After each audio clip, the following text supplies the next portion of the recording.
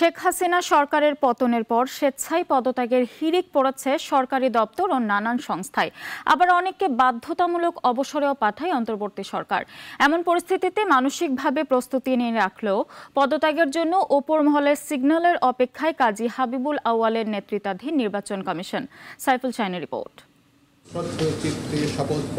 2022-এর ফেব্রুয়ারিতে কাজী হাবিবুল আউয়ালের নেতৃত্বে গঠিত হয় নতুন নির্বাচন কমিশন। শেখ হাসিনা সরকারের অনুগত এই কমিশনের অধীনে কোনো নির্বাচনে না যাওয়ার ঘোষণা দেয় বিএনপি সহ অন্যান্য বিরোধীরা। আউয়াল কমিশন নানা কায়দাকানুন করেও সকল স্থানীয় সরকার ও দ্বাদশ জাতীয় সংসদ নির্বাচনে ভোটারদের আস্থা অর্জন করতে ব্যর্থ হয়।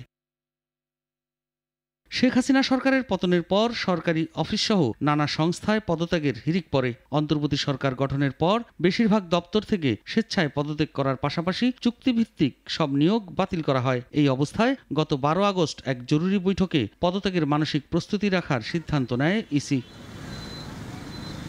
এর মধ্যেই ছাত্র জনতা সিইসি সহ কমিশনারদের পদত্যাগ চেয়ে ইসি ভবনের সামনে একাধিক ব্যানার টানিয়েছে। সরকার পতন আন্দোলনে নেতৃত্বে থাকারাও কমিশন পরিবর্তন চাইছে। যেই নির্বাচন ব্যবস্থা বাংলাদেশ থেকে উঠে গিয়েছিল, ভোটাধিকার হারিয়ে গিয়েছিল, সবার আগে সেটি ফিরিয়ে আনতে হবে।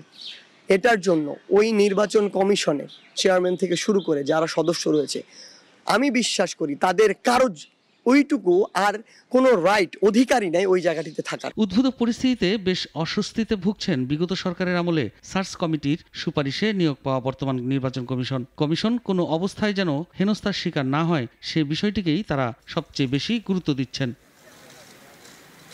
স্বাধীন সাংবিধানিক প্রতিষ্ঠান হিসেবে কমিশনের উপর সরকারের কোনো হস্তক্ষেপের সুযোগ নেই। এক্ষেত্রে কমিশনে পরিবর্তন আনতে রাষ্ট্রপতিকে হস্তক্ষেপ করতে হবে। রাষ্ট্রপতি অপসারণের ব্যবস্থা নিতে পারবেন সংখ্যাগরিষ্ঠ সংসদ সদস্যের প্রস্তাবের ভিত্তিতে। যেহেতু সংসদ নেই, তাই নির্বাচন কমিশনের স্বেচ্ছায় পদত্যাগী হতে পারে বিকল্প পথ বলছেন সংশ্লিষ্টরা।